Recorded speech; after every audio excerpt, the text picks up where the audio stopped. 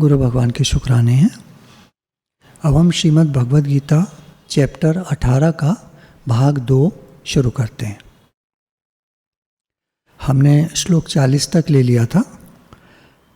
अब भगवान ने आगे ब्राह्मण, क्षत्रिय और वैश्यों के और शूद्रों के कर्म स्वभाव से उत्पन्न गुणों द्वारा विभक्त किए हैं। यानी ये जो वर्ण हैं इनके अपने अपने स्वभाव होते हैं। जन्मजात बच्चा आप देखिए, जो क्षत्रिय कुल में पैदा होगा वो शुरू से ही थोड़ा सा दबंग स्वभाव का होगा। दबंग मीन्स के थोड़ा सा एग्रेसिव होगा। ये बेसिक नेचर है, इनबिल्ट अंदर में नेचर होता है। 100% का नहीं पर काफ़ी अच्छी परसेंटेज का। ब्राह्मणों में बच्चा उसी प्रकार का होगा। वैश्य में शुरू से ही वो कुछ ना कुछ टेक्निकी चीज़ें करेगा, कुछ ना कुछ बिजनेस माइंडेड बातें करेगा। थोड़ा भी बड़ा होता जाएगा तो उसका दिमाग बिजनेस में चलेगा। पैसा कमाऊं, कैसे कमाऊं, कहाँ से लाते हैं, पापा कहाँ से काम करते हैं, क्या करते हैं, कौन सा काम करते हैं। तो इस तरह करके उनका माइंड होता है। जो शूद्र जाति के होते हैं उनका होता है नौकरी करूँ, नौकरी करनी है, नौकरी करनी, शुरू अच्छी नौकरी मिले, सरकारी नौकरी मिले। तो इनबिल्ट माइंड मेकअप है, कुछ अच्छा बुरा छोटा बड़ा नहीं होता। पर बात को समझने के लिए भगवान ने इनके चारों वर्णों के स्वाभाविक कर्म बताए। धर्म पहले, ये जो आजकल धर्म हैं जो कहे जाते हैं सो कॉल्ड मत, पे पहले नहीं थे। पहले सनातन धर्म था केवल एक, और वो उसमें भगवान का पूजन विधि विधान से, सत्संग, नाम जप, पूजा पाठ सब किया जाता था। तो उसके बारे में आइए भगवान गीता में 18वें अध्याय में आगे क्या कह रहे हैं वो हम सुनते हैं।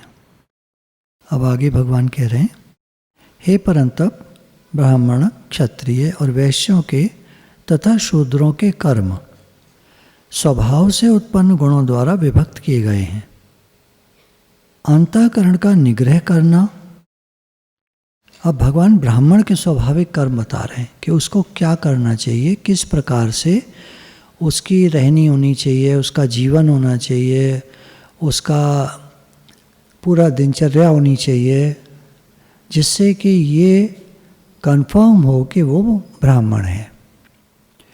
पहला है अंतःकरण का निग्रह करना। अंतःकरण में करण, करण कहते हैं औजार को, या वो चीज़ें जिनसे हम कोई काम करते हैं। जैसे आँखों का काम है देखना, कान का काम है सुनना। अंतःकरण में मन, बुद्धि, चित्त ऐसे आते हैं। तो मन का वश करना, अपनी बुद्धि का निश्चयात्मक करना, चित्त को समावस्था में ले आना, क्योंकि चित्त में राग द्वेष भरे रहते हैं, तो उसको समावस्था में ले आना। तो ये अंतःकरण का निग्रह करना। फिर इंद्रियों का दमन करना, इंद्रियों को वश करना। इंद्रियां हमारी कुल मिलाकर हैं 10। 5 कर्मेंद्रियां, 5 ज्ञानेंद्रियां। ज्ञानेंद्रियां जिनसे हम शब्द, स्पर्श, रूप, रस और गंध, ये 5 विषयों का सेवन करते हैं। शब्द का कान से, स्पर्श का त्वचा से, रूप का आँखों से, नेत्रेंद्रिय, रस जिह्वा से, जीभ से, गंध नासिका से। उसके बाद 5 हैं कर्मेंद्रियां। मुख बोलने के लिए, हाथ कर्म करने के लिए, पैर चलने फिरने के लिए, उपस्थ और गुदा मलमूत्र त्याग करने के लिए। तो 5 कर्मेंद्रियां हुई। इस प्रकार से 10 इंद्रियों का दमन करना, इनको वश करना। वश करना है, एक तो राग द्वेषात्मक न हो, ये वश हुआ कि इनमें न राग है न द्वेष है, ये वश हुआ। दूसरा, हमें मालूम है हमें क्या देखना है, क्या नहीं देखना है, क्या बोलना है, क्या नहीं बोलना है। तो इस तरह करके इंद्रियों का वश करना होता है। धर्म पालन के लिए कष्ट सहना। धर्म पालन, धर्म वो नहीं जो आजकल रिलीजन कहते हैं, रिलीजन नहीं। धर्म भगवान के हिसाब से है कि ब्राह्मण के क्या कर्तव्य धर्म है, फिर अगर वो पिता है तो उसके क्या कर्तव्य और धर्म है, वो अगर पुत्र है तो उसका माता पिता के प्रति क्या कर्तव्य धर्म है। ये धर्म होते हैं। धर्म हमारा कर्तव्य, समाज के प्रति हमारा क्या कर्तव्य है, क्या धर्म है, देश के प्रति हमारा क्या कर्तव्य है, क्या धर्म है, इसमें कष्ट सहना पड़ता है, अपनी जान की बाजी लगानी पड़ती है, कष्ट सहना। बाहर भीतर से शुद्ध रहना, बाहर से कपड़ों का, बोलचाल का, रहन सहन का शुद्ध होना, साफ सुथरा होना और राग द्वेषात्मक न होना। क्योंकि बोलना भी हमारा ये बाहर का है, तो ये राग द्वेषात्मक ना हो। फिर भीतर से शुद्धि, नेक कमाई बाहर से करके उसका जो अन्न ग्रहण किया वो अंदर गया, जैसा खाए अन्न वैसा मरे मन। तो अगर बाहर की कमाई अशुद्ध है तो अंदर मन अशुद्ध हो जाएगा। तो बाहर भीतर की शुद्धि दोनों आ गए इसमें। नेक कमाई करें, और मान लीजिए किसी के पास, जैसे उदाहरण ले लेते, मंदिर में चढ़ावा आता है, अब पता नहीं कैसी कमाई का कोई दे गया, पंडित जी के लिए आया, पंडित जी को दे गया, कोई 500 दे गया, कोई 1000 दे गया, कोई 10 रुपये दे गया, कोई 20 रुपये दे गया, जैसे भी दे गया। मान लीजिए एक महीने में पंडित जी को इस तरह 5000 रुपये मिल जाते हैं, उन्हीं को मिले, उन्हीं के हैं, कोई नहीं कह सकता गलत कमाई है, बिल्कुल नहीं। वो तो मंदिर में है, ये तो उनका धर्म है कि वो जजमान से लेते हैं और उसके लिए भगवान से प्रार्थना करते हैं कि इसके कष्टों को हरना। ये बात पूरी हुई। लेकिन अगर उसकी कमाई अशुद्ध है तो पंडित जी को चाहिए कि उसमें से 10% गरीबों को दान कर दे, आवश्यकतामंदों को, ज़रूरतमंदों को दान कर दे। अब वो कमाई शुद्ध हो गई। तो है तो नेक कमाई, उन्होंने कोई गलत काम नहीं किया, उन्होंने बुरा काम नहीं किया, पर न जाने कैसा कोई कहाँ से कैसा आया है तो उसको उन्होंने और शुद्ध कर लिया। जैसे सोने को तपा करके और शुद्ध कर लिया जाता है। तो हर तरह से शुद्ध रहना ब्राह्मण के लिए ये कर्तव्य है। दूसरों के अपराधों को क्षमा करना। लोग तो अपराध करते ही हैं, कुछ भला बुरा कह देते हैं, कुछ ऐसा बुरा कह देते हैं जो हमको हर्ट कर जाता है, लेकिन भगवान कह रहे हैं कोई बात नहीं, आप उसको क्षमा कर दो। मन, इंद्रिय और शरीर को सरल रखना, अपने मन को सरल रखना, किसी का बुरा न सोचना, इंद्रियों को सरल रखना, किसी का बुरा न करना, और शरीर को सरल रखना, किसी का बुरा न कर देना। सरल रखने में फिर और बातें आएंगी। मन को सरल रखना, कोई इधर उधर की बातें न सोचें, भगवत चिंतन करें। इंद्रियों को सरल रखना, इंद्रियों को भगवान में लगा कर रखें, इधर उधर न ले जाएं भटकने के लिए, शादियाँ, पार्टियाँ, पिक्चरें, तरह तरह के मॉल्स, ये और वो। साधक के लिए बात हो रही है, ब्राह्मण के लिए। बाकी हर आदमी जाता है, मॉल से आता है, जो जहाँ जाते हैं, जो करते हैं वो करें, दुनिया तो सब कर रही है। लेकिन जो साधना कर रहा है ब्राह्मण, ब्रह्मचारी है, तो उसको तो ब्रह्मचर्य का पालन करना चाहिए। उसमें इधर उधर की चीज़ें देखना ठीक नहीं है, उसका मन जाएगा तो भगवान में नहीं लगेगा, सीधी बात। तो बाहर भीतर से शुद्ध रहना। कोई अपराध कर दे तो क्षमा कर दे। मन, इंद्रिय और शरीर को सरल रखे। वेद, शास्त्र, ईश्वर और परलोक आदि में श्रद्धा रखना। वेदों में क्या कहा गया है? जब सृष्टि की उत्पत्ति हुई तो ब्रह्मा जी के मुख से वेद निकले। वेद व्यास जी ने उनकी रचना की, लिपिबद्ध किया। आज भी वो उपलब्ध हैं, उनकी शाखाएं उपलब्ध हैं, उपनिषद उपलब्ध हैं, वेदों के और जो भाग हैं वो उपलब्ध हैं। वास्तुशास्त्र है, अथर्ववेद के कई सारे आर्किटेक्चर के ग्रंथ हैं, तो कई सारे ग्रंथ उपलब्ध हैं। जैसा कहा गया है उसको वैसा का वैसा मान लेना, उसको श्रद्धा कहते हैं। जैसा गुरु हमको बता दें उसको वैसा का वैसा मान लेना श्रद्धा कही जाती है। अब आप कहेंगे कि गुरु अगर गलत बोलते हैं तो उसमें पहले आप एक बात समझ लें। गुरु कीजिए जान के, पानी पीजिए छान के, कहावत है। जैसे पानी मान लीजिए कहीं का आपको पीना है, नदी है कोई, अब मालूम नहीं उसमें क्या कीटाणु है, किस तरह का पानी है, तो मोटे कपड़े में उसको छाना जाता है, धीरे धीरे निकलता है, पर निकल आता है। एक गिलास भर जाता है थोड़ी देर में, उसको तब पिया जाता है, पानी पीजिए छान के।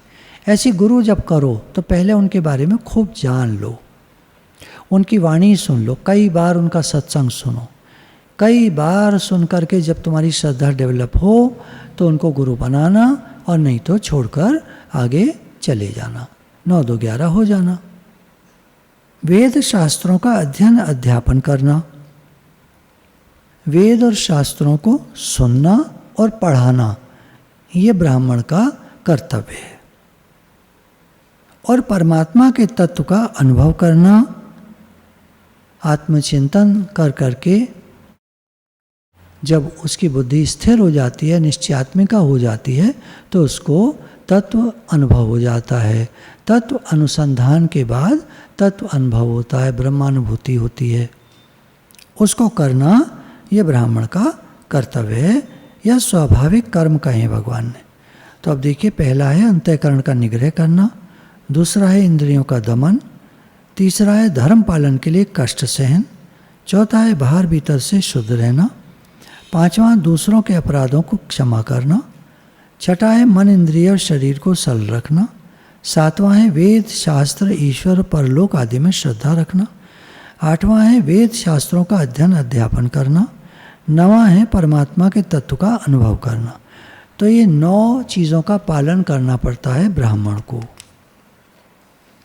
ब्राह्मण होना अपने आप में एक थोड़ी मुश्किल बात है।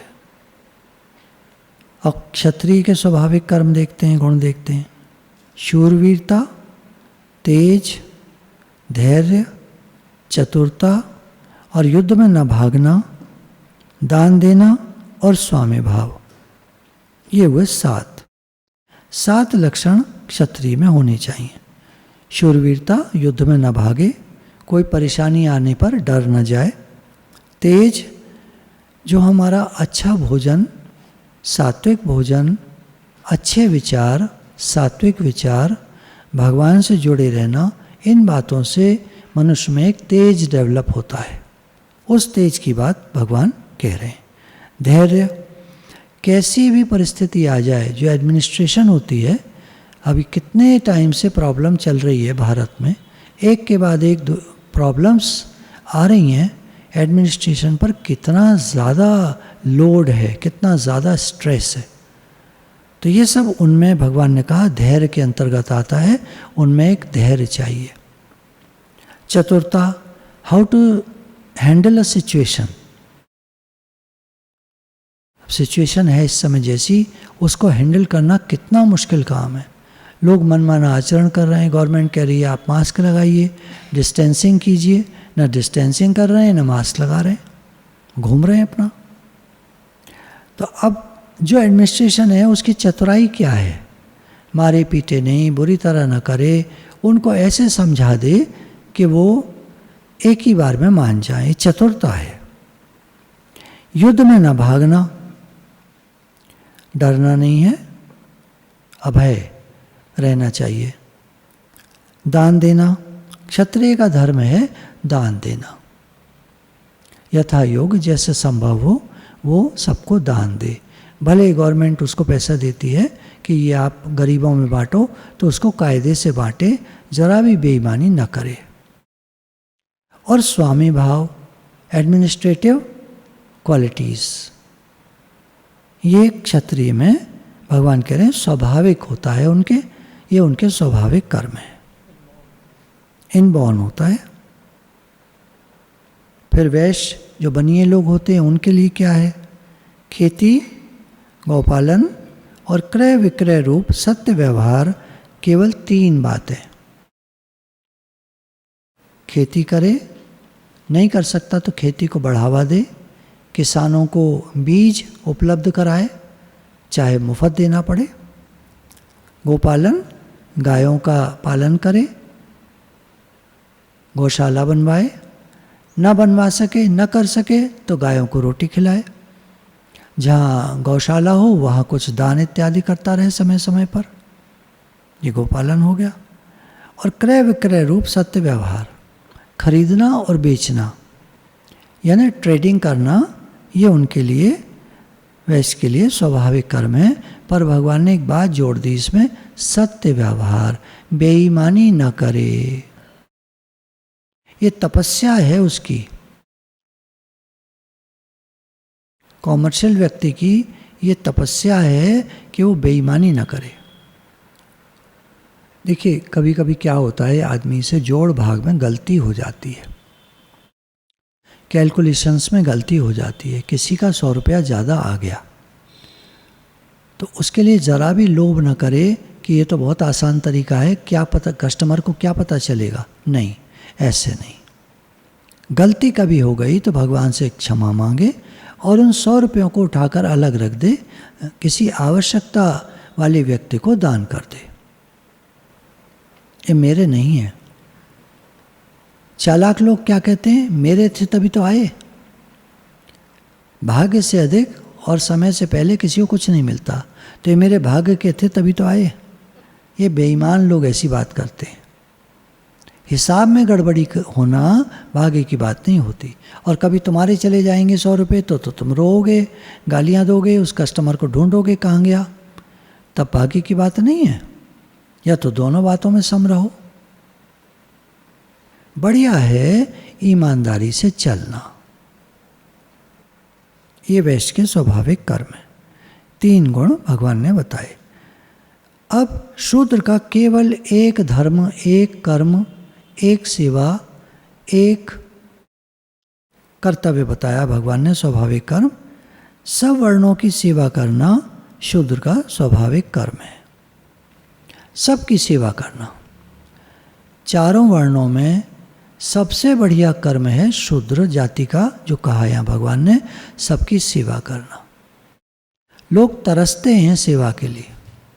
जैसे उदाहरण, गुरु की सेवा के लिए बहुत सारे लोग हैं जो तरसते हैं। तो जिनको सेवा मिलती है वो ऐसा माने कि हम बड़े भाग्यशाली हैं। तभी गांधी जी ने एक नया नाम दिया, हरिजन, भगवान के जन। लोग गलत उठा लेते हैं उसको, हरिजन का मतलब शेड्यूल कास्ट, शेड्यूल ट्राइब। ये गलत अर्थ है बिल्कुल। हरिजन मीन्स जो भगवान के जन हैं, जो भगवान के लोग हैं। जो भी सेवा करता है, भगवान ने कहा निष्काम कर्म करता हुआ मनुष्य मुझे ही प्राप्त होता है। कितनी बढ़िया बात है। भाग्यशाली मानना चाहिए कि हमको सेवा मिली है सबकी। आगे भगवान कह रहे हैं, अपने अपने स्वाभाविक कर्मों में तत्परता से लगा हुआ मनुष्य भगवत प्राप्ति रूप परम सिद्धि को प्राप्त हो जाता है, यानी भगवान को प्राप्त कर लेता है, यानी भगवान से मिलकर एक हो जाता है। अपने स्वाभाविक कर्म में लगा हुआ मनुष्य जिस प्रकार से कर्म करके परम सिद्धि को प्राप्त होता है, उस विधि को तू सुन। अब उसका डिटेल करेंगे भगवान। ये स्वाभाविक कर्म ब्राह्मण के बताए, क्षत्रिय के, वैश्य के, शूद्र के, जो सारे स्वाभाविक कर्म बताए, उन्हीं के लिए भगवान कह रहे हैं अगर वो तत्परता से प्रेम पूर्वक लगा रहे और निष्काम भाव से, बदले में कुछ नहीं चाहिए, तो वो भगवान को पा जाता है। क्या विधि है? जिस परमेश्वर से संपूर्ण प्राणियों की उत्पत्ति हुई है और जिससे यह समस्त जगत व्याप्त है, उस परमेश्वर की अपने स्वाभाविक कर्मों द्वारा पूजा करके मनुष्य परम सिद्धि को प्राप्त हो जाता है। अभी जैसे 9वें अध्याय में भगवान ने अपने को बताया है सर्वत्र, और तू पत्र पुष्प फल जो भी मुझे समर्पित करता है मैं प्रीति सहित प्रेम पूर्वक उन्हें खाता हूँ। तो उसी प्रकार से यहाँ भी भगवान बात कह रहे हैं। पहले तो भगवान कह रहे हैं कि जिस परमात्मा से, भगवान से ये संपूर्ण प्राणियों की उत्पत्ति हुई है, हम सब कहाँ से आए हैं? भगवान से। और जिससे यह समस्त जगत व्याप्त है, और ये भगवान सर्वत्र व्यापक हैं। जैसे एक मिसाल ले लेते हैं, हम एक घड़े में पानी को जमा दें, उसको कोल्ड स्टोरेज में रख दें, अंदर पूरे बर्फ़ का घड़ा बन जाएगा। बाहर की मिट्टी को फोड़ करके निकाल दें तो अंदर से बर्फ़ का घड़ा निकल आएगा। उस बर्फ़ के घड़े को एक बड़े से पानी के टब में डाल दें, या मान लीजिए नदी में डाल दें, समुद्र में डाल दें। अब उस घड़े के अंदर जो बर्फ़ है वो पानी है, पानी का रूप है। तो घड़े के अंदर पानी, दीवार उसकी जो बनी है वो पानी, बाहर सारे में पानी पानी। तो भगवान कह रहे इस तरह मैं संसार में व्याप्त हूँ, सब कुछ मैं ही बना हूँ, सबके भीतर मैं हूँ, सर्वत्र मैं हूँ, बाहर भीतर ओत प्रोत सर्वत्र मैं हूँ। एक बात, उस परमेश्वर की, उस परमात्मा की जो सर्वत्र हैं, अपने स्वाभाविक कर्मों द्वारा पूजा करके, कैसे पूजा करेगा? जैसे पतिव्रता स्त्री पति को ही सर्वस्व समझ करके मेरे पति ही मेरे सब कुछ हैं, मेरे पति ही मेरे भगवान हैं, ऐसा भाव रखकर पति की आज्ञा के अनुसार पति के लिए ही मन वाणी शरीर से कर्म करती है, वैसे ही परमेश्वर को ही सर्वस्व समझकर परमेश्वर का चिंतन करते हुए परमेश्वर की आज्ञा के अनुसार मन वाणी और शरीर से परमेश्वर के लिए ही स्वाभाविक कर्तव्य कर्म का आचरण करना, कर्म द्वारा परमेश्वर को पूजना है। भगवान आप मेरे सब कुछ हैं, आप सर्वत्र हैं, सर्वव्यापक हैं, सब में आप समाये हैं और सब कुछ आप में समाया हुआ है। मैं भी आप में हूँ, आप मेरे में भी हैं, बाहर भीतर सर्वत्र ओत प्रोत, अर्थात मेरे शरीर में भी भीतर बाहर हैं और मैं जो स्वयं हूँ वो मैं आपका अंश हूँ, मैं आप में ही समाया हुआ हूँ। अब शरीर से जो काम करता हूँ आपके लिए करता हूँ, आपके दिए हुए घर में रहता हूँ, आपका काम करता हूँ, आपका दिया प्रसाद पाता हूँ, आपका ही व्यापार चलाता हूँ, आपके ही दिए धन के द्वारा सबकी सेवा करता हूँ। तन मन धन आपका है और आप ही की सेवा में समर्पित है। मैं आपकी सेवा करता हूँ। तन से मन से शुद्ध भाव रखना, ये सेवा हो गई। धन से सबके लिए जैसा बन पड़े वैसा, हाँ आप ध्यान रखना, ज़्यादा नहीं, जैसा बन पड़े वैसा जो आप करते हैं प्रेम पूर्वक, वो भगवान की सेवा है। और अंदर में खींच के जो करते हैं वो अहंकार है, सेवा नहीं है। प्रेम पूर्वक जो बन पड़े, जितना बन पड़े, कोई व्यक्ति रास्ते में झाड़ू लगाती हुई माई को 10 रुपए देता है, वो उसकी बहुत बड़ी सेवा है। उदाहरण है ये, पकड़ मत लेना। ऐसे सब कुछ भगवान का है ऐसा मानकर भगवान की सेवा करना।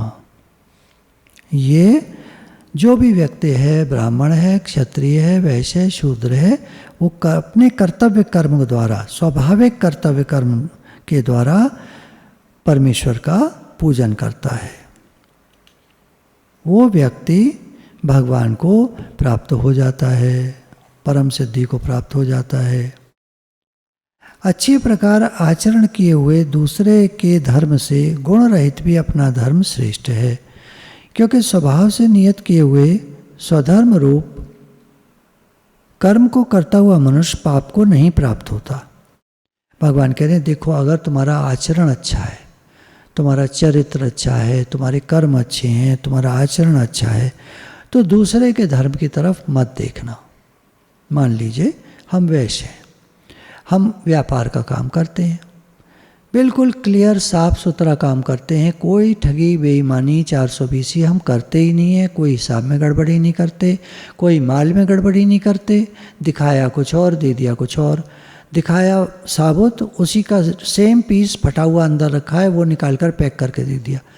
कोई गलत काम नहीं करते, किसी प्रकार का भी, किसी तरह से भी कोई चोरी बेईमानी हम नहीं करते। टैक्स जितना बनता है उतना हम गवर्नमेंट को देते हैं। गवर्नमेंट ने बहुत छूट दी हैं, उनको हम अवेल कर सकते हैं और टैक्स अपना कायदे से पे कर सकते हैं। तो ये वैश्य का धर्म हो गया। भले ये गुण रहित है, कोई खास बात नहीं है इसमें। ब्राह्मण के धर्म में तो बहुत अच्छी अच्छी बातें हैं, वेदों का पढ़ना पढ़ाना, कितना सब बढ़िया, बड़े बड़े काम करना, कितने लोग मिनिस्टर बन जाते हैं। हमारे प्रेसिडेंट ऑफ इंडिया जब टीचर्स दिवस हुआ शैक्षिक दिवस हुआ तो उन्होंने अपने पुराने जो टीचर थे 90 साल के आसपास के, उन 3 टीचर्स को बुलाया और तीनों के पैर छुए। हमारे देश के इस समय जो राष्ट्रपति हैं कोविंद, उन्होंने तो ये क्या है कि उनका जो धर्म था वो बहुत श्रेष्ठ था। लेकिन कोविंद जिस भी जाति के हैं आज वो सेवा कर रहे हैं, तो वो कौन सा कम है क्या? वो तो देश के राष्ट्रपति हैं। हम लोग जो अपने अपने धर्मानुसार सेवा कर रहे हैं, जिसमें बेईमानी नहीं है, वो भगवान की ही सेवा है। तो ऐसे मनुष्य को पाप नहीं लगता।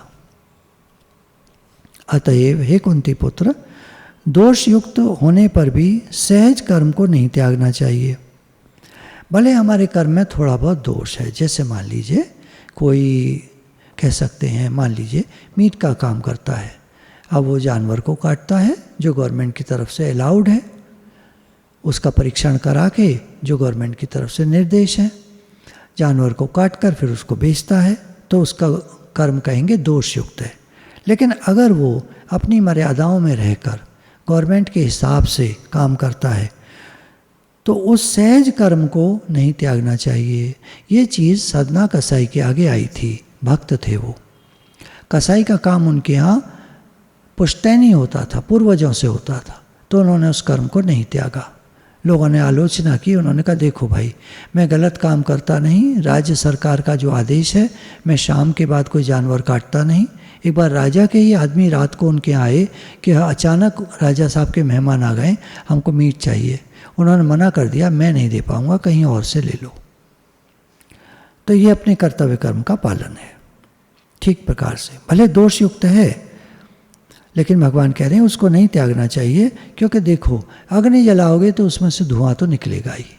पहले हरा हरा ग्रे ग्रे निकलेगा, लाइट ब्लैक निकलेगा, उसके बाद ब्लैक निकलेगा, काले रंग का धुआं निकलता है। तो अग्नि में तो दोष है। कोई भी कर्म किए जाएं, कुछ ना कुछ दोष हर कर्म में रहता ही है। तो उधर मत देखो, तुम भगवान की सेवा करो। भगवान, मैं तो आपकी सेवा करता हूँ।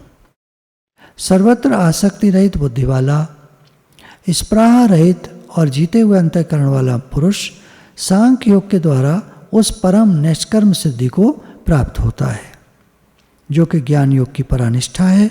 उस निष्कर्म सिद्धि को जिस प्रकार से प्राप्त होकर मनुष्य ब्रह्म को प्राप्त होता है, उस प्रकार को हे कुंती पुत्र तू संक्षेप में मुझसे समझ।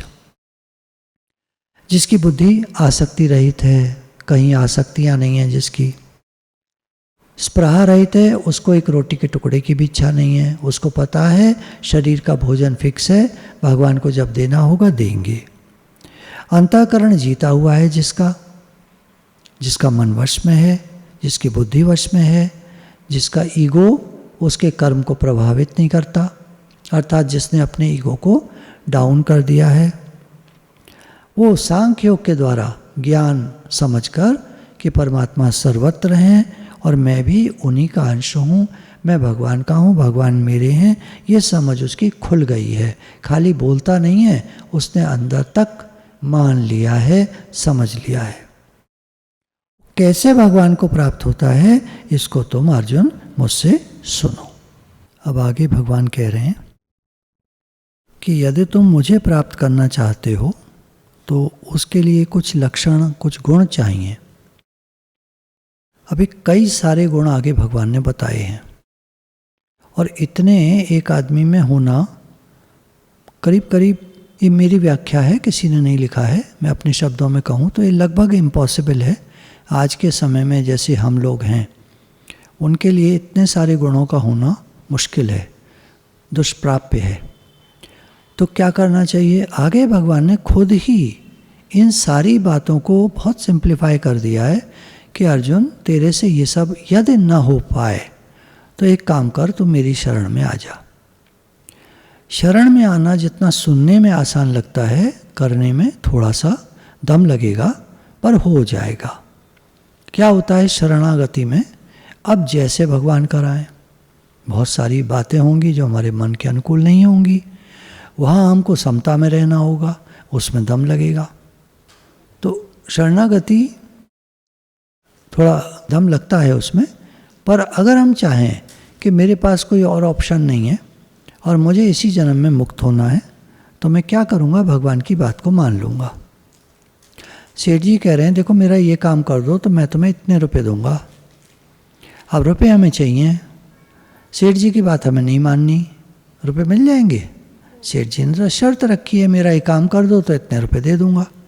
अब हम काम तो करना नहीं चाहते, रुपए मांग रहे हैं, नहीं मिलेंगे, भाग जाओ। भगवान कह रहे हैं तुम ये सब नहीं कर सकते जो मैं बता रहा हूँ। इतने सारे लक्षण 6ठे अध्याय से लेकर और दूसरे तीसरे चौथे में भी और 9वें में, और भक्ति योग के अलग, ज्ञान योग के अलग, सांख्य योग के अलग, कर्म योग के अलग। कितना मुश्किल है एक आदमी को हर चीज़ पे स्थिर होना। खैर कर्मयोगी है तो उन लक्षणों को धारण कर ले, वो भी काफ़ी कठिन है। भक्ति योगी के लिए अव्यभिचारिणी भक्ति, कहीं और मन न जाए, सिर्फ भगवान में। हमारा मन तो चारों तरफ भागता है। ज्ञान योग में एक आत्म तत्व का निश्चय हो गया, सर्वत्र एक आत्मा है, परमात्मा है और इसके सिवाय और कुछ नहीं है। सर्व खलविदम ब्रह्मण्यहम नानास्ति किंचन, परंतु हमें तो बहुत कुछ दिखता है। तो ऐसे व्यक्ति को इतनी सारी बातें एक साथ कर पाना थोड़ा सा मुश्किल है, तो भगवान ने आसान किया, तो मेरी शरण आ जा। चलिए हम उन लक्षणों को सुनते हैं, भगवान क्या कह रहे हैं। विशुद्ध बुद्धि से, तुम्हारी बुद्धि पहले तो शुद्ध होवे, उसमें व्यभिचार दोष ना हो, मल दोष ना हो, आवरण दोष ना हो, विक्षेप दोष ना हो। मल है दुनिया, संसार हमारे मन में भरी पड़ी है, मल दोष है। विक्षेप दोष, मन इधर उधर भाग जाता है, वो दूर होता है भक्ति से। आवरण दोष, मैं शरीर हूँ, खूब मानते हैं हम, ये दोष दूर होता है ज्ञान से। अब भगवान ने तीनों बातों के लिए एक साथ कह दिया, विशुद्ध बुद्धि से, जिसकी बुद्धि शुद्ध है, उसमें मल विक्षेप आवरण नहीं है, संसार नहीं है, केवल भगवान है। और हमारी बुद्धि में सुबह से रात तक हम देखें तो पता नहीं क्या क्या है। चलो खैर कंपैरिजन नहीं करेंगे। चलिए अब हम सीधी बात करते हैं, भगवान क्या कह रहे हैं। तो पहली बात भगवान ने कही कि विशुद्ध बुद्धि से युक्त, फिर हल्का, सात्विक और नियमित भोजन करने वाला। हल्का भोजन कौन सा होता है, जो हमें आराम से पच जाए, वो हमारे लिए हल्का है। और जिसको पचाने में थोड़ी दिक्कत हो, वो हमारे लिए भारी है। व्यक्ति से व्यक्ति ये फर्क हो जाता है। कोई दम आलू हजम कर लेता है, अंडा हजम कर लेता है, गरिष्ठ चीज़ें हजम कर लेता है, छोले राजमा कुछ बना दो आप, हजम कर लेता है, उसके लिए वो सब हल्के भोजन है। हम मान लीजिए लौकी, तोरई या सादा दाल या सादा आलू की सब्जी, सादा सब्जियां हम हजम कर लेते हैं। हैवी वाली जिसमें मान लीजिए घी थोड़ा ज़्यादा है, मलाई है और खोवा है ग्रेवी के लिए, वो हमारे लिए हैवी हो जाता है मान लीजिए, तो हमारे लिए फिर हल्का वाला भोजन चलेगा, हल्का सात्विक और नियमित भोजन। अब भोजन 3 प्रकार का होता है, ये व्याख्या में भगवान बताएंगे। नियमित भोजन समय से, सुबह का नाश्ता कितने बजे, दोपहर का लंच कितने बजे, रात का डिनर कितने बजे, ये फिक्स होना चाहिए हमारा। डिनर के लिए बस आयुर्वेद ने ये कहा है कि सूर्य छुपने के बाद थोड़ी देर बाद तक ही सूर्य की गर्मी रहती है, जठराग्नि ठीक रहती है। जो लोग लेट नाइट डिनर करते हैं उनके लिए पेट खराब होना एक समस्या है। शब्दादि विषयों का त्याग करके इन्हें बोलचाल कम से कम, भगवान ने तो त्याग कह दिया है, मौन हो जाए। एकांत और शुद्ध देश का सेवन करने वाला एकांत में रहे, सबका त्याग कर दे। शुद्ध देश का सेवन यानी जो साफ सुथरी वायु हो, जल भी जहाँ साफ सुथरा उपलब्ध हो, जंगल में कोई आश्रम हो साफ सुथरा, वहाँ के महंत डिस्टर्ब न करें, बात बात पे हमें ध्यान करने दें, हमें पुस्तकें पढ़ने दें, धार्मिक ग्रंथ पढ़ने दें, डिस्टर्ब न करें, वो हमारे लिए शुद्ध देश हो गया। कुछ लोग छत के ऊपर एक कमरा अलग से बना लेते हैं बिल्कुल अलग, वहाँ कोई आता जाता नहीं है, वो भी एकांत देश हो गया, शुद्ध देश हो गया। सात्विक धारण शक्ति के द्वारा, सात्विक धारण शक्ति जिसमें फिर वही संसारी मल ना हो, जिनकी धारणा में संसार न होकर धारणा ये है कि मुझे तो भगवान से मिलना है, मुझे तो भगवान से मिलकर एक हो जाना है, मुक्त हो जाना है, मुझे दोबारा संसार में नहीं आना, ये हमारी धारणा हुई। अंतःकरण इंद्रियों का संयम करके, अब सात्विक धारणा है तो इंद्रियों का, मन का, इंद्रियों का, अंतःकरण का संयम हो जाएगा। मन, वाणी और शरीर को वश में कर लेने वाला। अंतःकरण में मन, बुद्धि, चित्त आ गए, पर भगवान ने मन को फिर से कहा है कि मन भी संयमित हो, वश में हो। वाणी, ऐसी वाणी बोलिए मन का आपा खोए, औरन को शीतल करे आपहु शीतल होए। हमारी वाणी, ऐसी वाणी बोलिए आप वो दुखी करे, दूसरों को दुखी करे। तो ये बहुत बड़ा अंतर है एक आम आदमी में और भगवान के भक्त में। उसकी बोली किसी को हर्ट नहीं करती, हमारी बोली तो हम ही को हर्ट कर जाती है, दूसरों को तो तब करेगी। और शरीर को वश में कर लेने वाला, शरीर वश में है, कहाँ जाता है, कैसे उठता बैठता है, कैसे कपड़े पहनता है, कैसे रंग ढंग है, कैसे बाल कटे हैं। आजकल तो बड़ा फैशनेबल, साइड में तो बाल गायब होते हैं, ऊपर झब्बा रखा रहता है। तो ये है, अलग अलग है, किसी को क्रिटिसाइज नहीं कर रहे हैं बिल्कुल। कहने का भाव ये है कि स्टाइल होता है, पर ये जो भक्त होता है ये साधारण वेशभूषा में होता है, ताकि उसका मन नहीं जाता इन चीज़ों में। नहीं तो शीशा देखेगा बार बार और बालों को जरा जरा इधर हो गए तो कटिंग छटिंग करता रहेगा। राग द्वेष को सर्वथा नष्ट करके, कहीं हमारा राग रहता है, कहीं द्वेष। ये जो भक्त है भगवान का, कि इसके अंदर के मन के राग और द्वेष दोनों मिट जाते हैं। भले भांति दृढ़ वैराग्य का आश्रय लेने वाला, इस संसार में कुछ भी मेरा नहीं है, ये शरीर भी मेरा नहीं है, सब कुछ भगवान का है, ऐसा मान लेना वैराग्य है। पक्का कर लेना दृढ़ वैराग्य है। पक्का निश्चय मैं आत्मा हूँ, मैं भगवान का हूँ, भगवान मेरे हैं और इस संसार में मेरा कुछ भी नहीं है। घर भगवान का, नौकरी व्यापार भगवान का, पैसा भगवान का, बच्चे भगवान के, चलना फिरना उठना बैठना खाना पीना सब भगवान के लिए। दृढ़ वैराग का आश्रय लेने वाला तथा अहंकार, बल, घमंड, काम, क्रोध और परिग्रह का त्याग करके निरंतर ध्यान योग के परायण रहने वाला। अपने अहंकार को त्याग दे, अर्थात मैंपन को त्याग दे। कोई पूछे काम किसने किया, मान लीजिए हमने किया है, तो वो चुप ही रहेगा, वो चुप ही रहेगा। और ज़्यादा पूछेंगे तो कहेगा भगवान ने कराया, क्योंकि बोलने से भी पता तो चल ही जाता है ना कि आपने किया। तो अहंकार का आश्रय ही छोड़ देता है। बल, घमंड, बल जो भी है वो भगवान का है, उसका आश्रय नहीं लेता, उसको त्याग दे, उसके अहंकार को त्याग देता है। मेरे अंदर बल है, नहीं, जो भी है सब भगवान का है, मेरे अंदर कोई बल नहीं है, मैं हूँ ही नहीं, है ही भगवान। घमंड, काम, क्रोध, जैसे ही हम कहते हैं मैं भगवान का हूँ, भगवान मेरे हैं, हमारे अंदर सद्गुण आने लगते हैं और ये काम क्रोध धीरे धीरे जाने लगते हैं। आप देखिएगा, अब कहना शुरू कर दीजिए मैं भगवान का हूँ, भगवान मेरे हैं। 1 साल 2 साल तक आप कहते रहिए और आप देखेंगे इन 2 सालों में आपके बहुत सारे जो अवगुण थे, अवगुण तामसी जो बातें थीं, रजोगुणी जो बातें थीं, वो सब निकलती चली गईं। आप सात्विक होते चले जाएंगे। काम क्रोध का परित्याग, जैसे हम कहने लगते हैं भगवान मैं आपका हूँ, तो ये अपने आप होने लगते हैं। क्योंकि बाधा बहुत बड़ी, काम क्रोध तथा लोभ ये नरक के खुले द्वार हैं, भगवान से बिल्कुल उल्टा ले जाने वाले। इन पर विजय प्राप्त हो जाए तो बहुत बड़ा काम हो गया। और परिग्रह का त्याग करके, हमारे मन में चीज़ों का संग्रह रहता है जिसको परिग्रह कहते हैं। घर में जो संग्रह रहता है उसको संग्रह कहते हैं, मन में जो संग्रह रहता है उसको परिग्रह कहते हैं। तो भगवान ने कहा चलो तुम्हारे घर में सामान है वो तो आवश्यकता का है, पर तुम्हारे मन में क्यों सामान रखा है? मन के सामान को बाहर ही निकाल कर रख दो ना, जहाँ उसकी जगह है। मन में भगवान को रखो। निरंतर ध्यान योग के परायण रहने वाला, उसका ध्यान भगवान की तरफ लगा रहता है।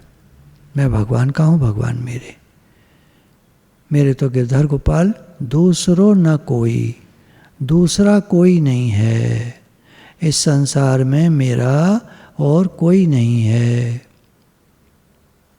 मैं भगवान का हूँ, भगवान मेरे हैं।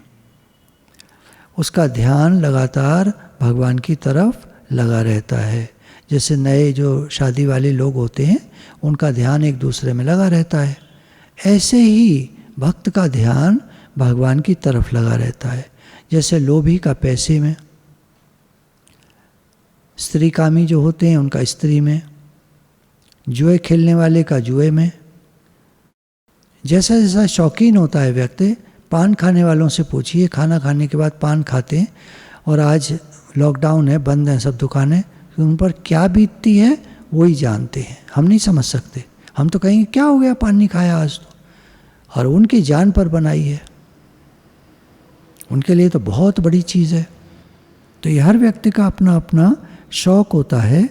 भगवान कह रहे हैं कि उसका शौक़ भक्त का केवल भगवान है। ममता रहित और शांति युक्त पुरुष सच्चिदानंद घन ब्रह्म में अभिन्न भाव से स्थित होने का पात्र होता है। कहीं भी ममता नहीं रखता, मेरापन नहीं रखता। संसार में मेरा कुछ भी नहीं है, सब कुछ भगवान का है। जब मैं ही भगवान का हूँ तो मेरा कहाँ से? देखिए, बच्चे के बच्चे हो सकते हैं क्या? मैं खुद ही भगवान का बच्चा हूँ तो मेरे बच्चे कहाँ से आए? मेरी क्या चीज़ है? बच्चे की क्या चीज़ होती है? सब कुछ माता पिता का होता है। तो ऐसी इस दुनिया में सब कुछ भगवान का है, हमारा कुछ भी नहीं है। ममता रहित और शांति युक्त पुरुष, मन में उसके अंदर शांति रहती है। बाहर कितनी भी हलचल हो उसके मन में शांति रहती है। क्यों? उसे पता है सब रूप में भगवान लीला कर रहे हैं। आप कहते हैं आजकल लोग बहुत खराब हो गए हैं, भगवान की कलयुगी लीला है। जब एक पर्दे पर पिक्चर चल रही होती है, मान लीजिए अमिताभ बच्चन उसमें एक्टर है, और प्रीमियर शो में वो बैठ करके सीट्स पर हॉल में देखता है, फर्स्ट टाइम मूवी दिखाई जा रही है, कंप्लीट मूवी, जब देखता है उसको तो अपने को देखता है वहाँ पर। इसी तरह भगवान इस दुनिया की पिक्चर को बैठकर देख रहे हैं और खुद ही सब कुछ बन गए हैं। उनके मन में हर समय शांति रहती है। हम कर्ता भाव में आकर अशांत हो जाते हैं।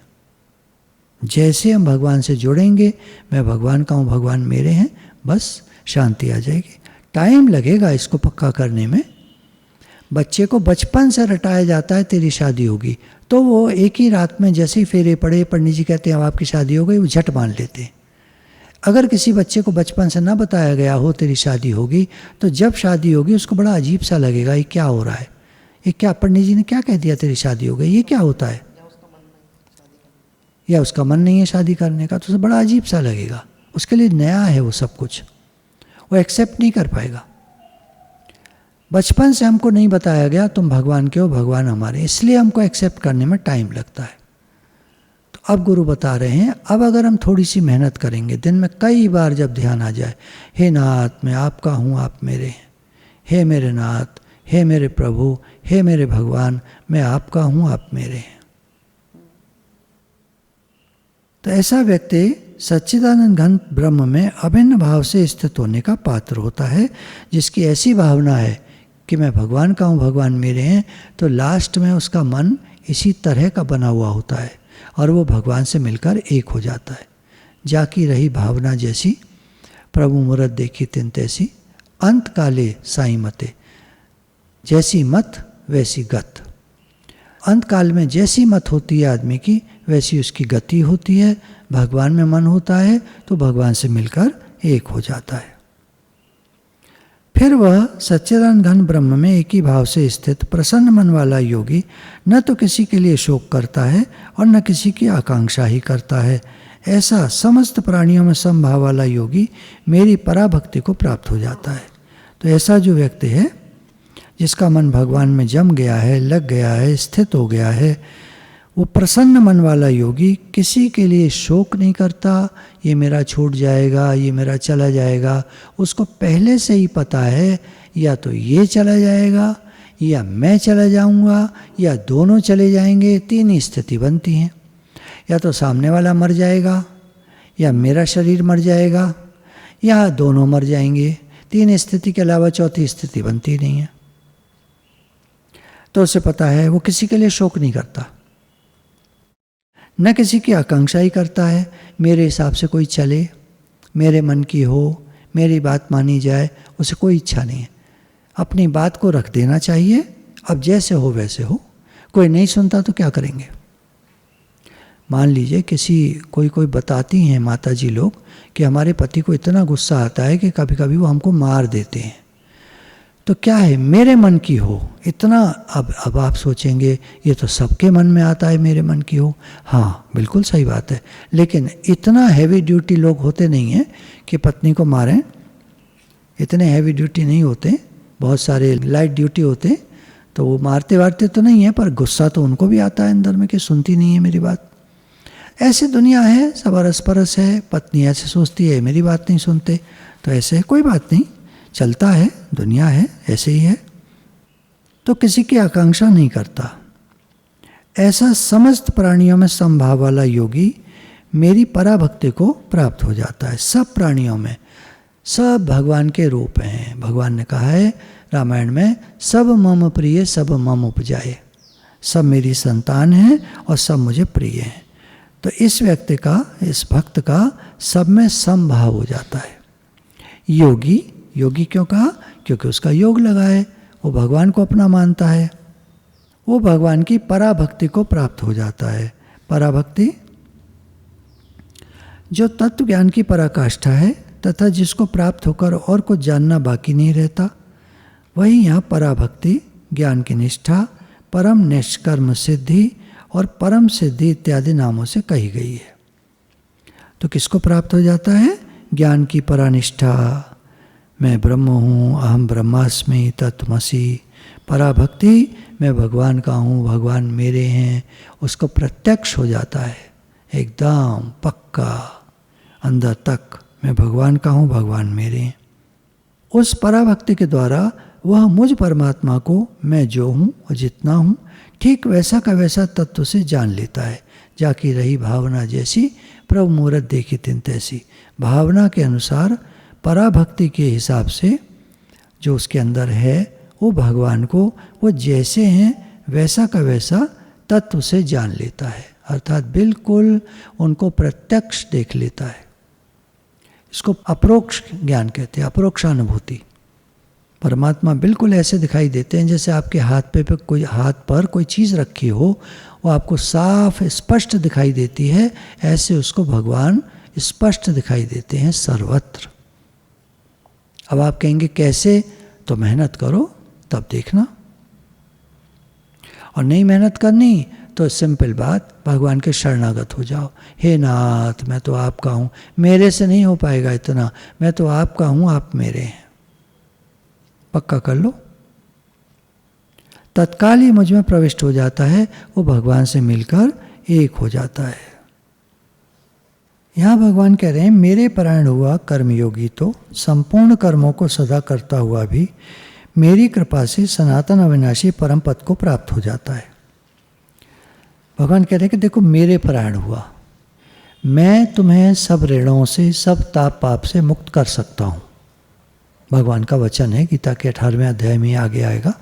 सारे संबंधों से, सारे ऋणों से, सारे पाप से, सारे ताप से, दुखों से, बीमारियों से, बुढ़ापे, मौत से मैं तुम्हें मुक्त कर सकता हूँ।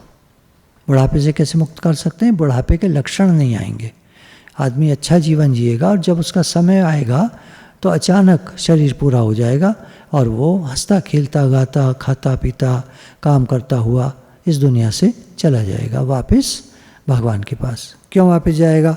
जीवन भर सेवा की है, जीवन भर कर्म योग का आचरण किया है, कर्म किया है, सेवा की है, बदले में कुछ नहीं चाहा है, ना किसी और से ना भगवान से।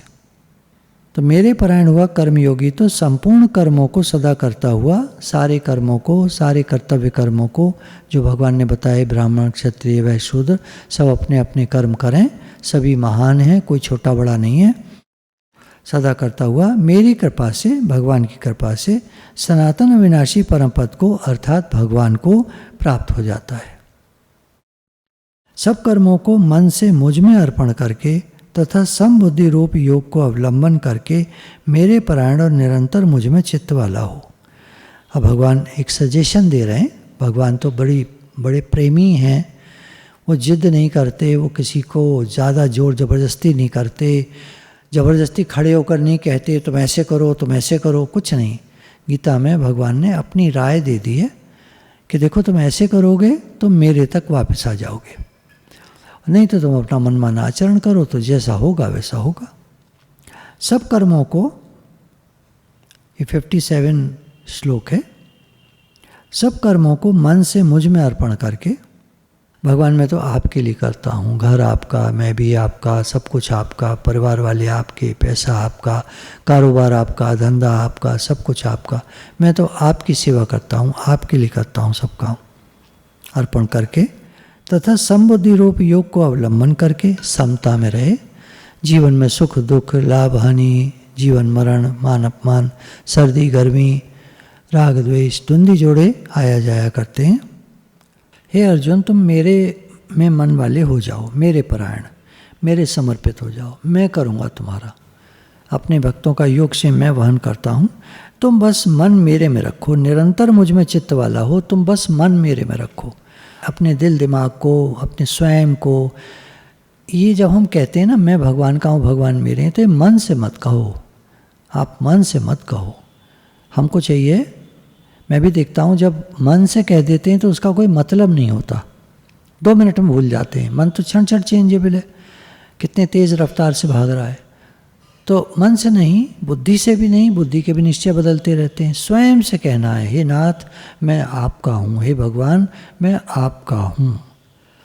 उपयुक्त प्रकार से मुझ में चित्त वाला होकर, उपयुक्त प्रकार में क्या, अभी भगवान ने क्या कहा, सब कर्मों को मन से मुझ में अर्पण करके, समबुद्धि रूप योग का आश्रय लेकर के मेरे परायण होकर निरंतर मुझ में चित्त वाला हो। इस प्रकार से मुझ में चित्त वाला होकर तुम मेरी कृपा से, कृपा भगवान ही करेंगे। हम कितना ही दम लगाते हैं, आज मैं दिन भर ये वाला अभ्यास करूँगा, हम सोच लेते हैं, लेकिन मन है कि मानता ही नहीं, दुनिया में भागता रहता है। तो मैं अभ्यास करूँगा, मेरा मन भगवान में लगे, ये जब तक नहीं होगा जब तक कि हम अंदर तक मान नहीं लेंगे मैं भगवान का हूँ, भगवान मेरे।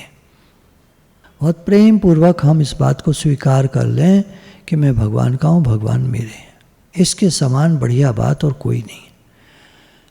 जब लड़की शादी होकर घर आती है तो सास पूछती है, तू आई तो है शादी करके, तू बता तेरा मन क्या है। लड़की जवाब देती है, देखिए माँ जी मेरे कोई मन नहीं है। मेरे माँ बाप ने एक चीज़ सिखाई थी, जब तू शादी होकर जाना तो अपनी सासू माँ से और घर वालों से ये कह देना कि आप जैसे सेवा कराएंगे मैं कर दूंगी, आप जो काम बता देंगे मैं कर दूंगी, मुझे तो सेवा करनी है, मैं तो सेवा के लिए आई हूँ। सुनकर कितना अच्छा लगेगा। ठीक यही बात भगवान हमसे कह रहे हैं कि तुम तो ये भाव रखो कि ये शरीर तो संसार की सेवा के लिए मिला है, हम तो भगवान के हैं। उसको अंदर में लड़की को निश्चय है कि मैं तो पति की हूँ। आप और ये घर वाले तो क्योंकि मैं पति की हूँ इसलिए आपसे संबंध है मेरा, और अगर पति कल को मुझे छोड़ दे तो मेरा और आपका क्या संबंध। एक शहर में तो कह रही थी कि हमारी बहू इतनी अच्छी थी, हमारे लड़के में ही कमी थी, उसने उसको छोड़ दिया, अब वो बहू मेरे पास आती है और मैं भी चाहती हूँ मेरे पास आया करे, मिला करे, मेरे पास रहा करे थोड़ा, पर अब वो नहीं आ पाती ज़्यादा, बहुत कम कभी आती है। बहुत अच्छी बहू थी। तो सास का और बहू का क्या संबंध, लड़के से शादी है तो संबंध है, और ये संबंध कट हुआ तो सारे संबंध इकट्ठे कट हो गए। घर में 12 लोग रहते हैं, 12 लोगों से जो संबंध था, कोई देवर था, जेठ था, ससुर थे, सास थी, नंद थी, दौरानी थी, जिठानी थी, सारे संबंध इकट्ठे ख़त्म हो गए, जैसी डाइवोर्स हुआ या मन हटा वहाँ से, अलगाव हुआ, अलग हो गए, सब कुछ खत्म। भगवान कह रहे हैं अगर तुम्हारा पूरा मन मेरे में होगा, पूरा मन मेरे में होगा, तो मेरी कृपा से, भगवान की कृपा से, भगवान की कृपा तो बहुत ज़्यादा यानी अत्यंत आवश्यक है, समस्त संकटों को अनायासी पार कर जाएगा। तो फिर जितने संकट आएंगे मैं पार कर दूंगा। नाव भंवर में तूफान में फंस जाए तो एक ही चीज़ है, तूफान थम जाए। तूफान थमेगा किसकी कृपा से? भगवान चाहेंगे तो थम जाएगा, नहीं तो अगर जोर का आया तो नाव डूब गई, सब खत्म। भगवान कह रहे हैं मेरी कृपा से तू सारे संकटों को पार कर जाएगा, और यदि अहंकार के कारण मेरे वचनों को न सुनेगा तो नष्ट हो जाएगा, अर्थात परमार्थ से भ्रष्ट हो जाएगा। अगर तुम मेरी बात नहीं सुनोगे तो अर्जुन तुम परमार्थ से भी गए और व्यवहार संसार से भी गए, सब कुछ तुम्हारा खत्म हो जाएगा, क्योंकि एक दिन सब शरीरों को मरना है। सब शरीरों को मरना है तो सबका सब कुछ छूटना है। ये नहीं कि फलाने का छूट जाएगा, मेरा नहीं छूटेगा, फलाने का नहीं छूटेगा, सबका, सबको मरना है, सबका छूटेगा। यहाँ भगवान कह रहे हैं इसलिए तुम मेरी शरण में आ जाओ। जो तू अहंकार का आश्रय लेकर यह मान रहा है कि मैं युद्ध नहीं करूंगा, तो तेरा यह निश्चय मिथ्या है, क्योंकि तेरा स्वभाव तुझे बलपूर्वक युद्ध में लगा देगा। तुम चाहो न चाहो, तुम क्षत्रिय हो, सामने से बाण आएंगे, तुम्हारा धनुष और तीर उठेंगे और तुम युद्ध के लिए तैयार हो जाओगे। तो इसलिए तुम अहंकार मत करो, मैं करूँगा, मैं नहीं करूँगा, ये सब छोड़ दो, तुम मेरी शरण में आ जाओ। हे कुंती पुत्र, जिस कर्म को तू मोह के कारण करना नहीं चाहता, उसको भी अपने पूर्वकृत स्वाभाविक कर्म से बंधा हुआ परवश होकर करेगा। तुम तो नहीं चाह रहे इस समय युद्ध करना, ये मोह वाले तुम्हारे सब सामने खड़े हैं, तुम्हारे सब रिश्तेदार, तो तुम सोच रहे हो मैं नहीं करूँगा, मैं इनको मारूंगा नहीं। अरे क्या पता तुम ही मर जाओ, तुम मत चलाओ तीर, सामने से तीर आएगा, तुम्हारे लगेगा, तुम खत्म। मरना चाहते हो तो ऐसे ही ठीक है, सामने खड़े हो जाओ सीना तान के, वो तुम कर नहीं पाओगे। क्षत्रिय हो तुरंत तुम्हारा तीर कमान उठ जाएगा। परवश होकर जबरदस्ती तुम्हारा स्वभाव तुम्हें कर्म में प्रेरित कर देगा। हम कितना ही सोचते हैं आज हम शांत भाव में रहेंगे, भगवान का भजन करेंगे, पर कोई ना कोई काम सामने आता ही रहता है और हम काम में लगे ही रहते हैं। भजन वैसे तो देखिए जो भी काम है सब भगवान के ही हैं, हम सारे ही काम भगवान के कर रहे हैं, लेकिन जिस प्रकार से हम सोचते हैं उस प्रकार से नहीं होता है।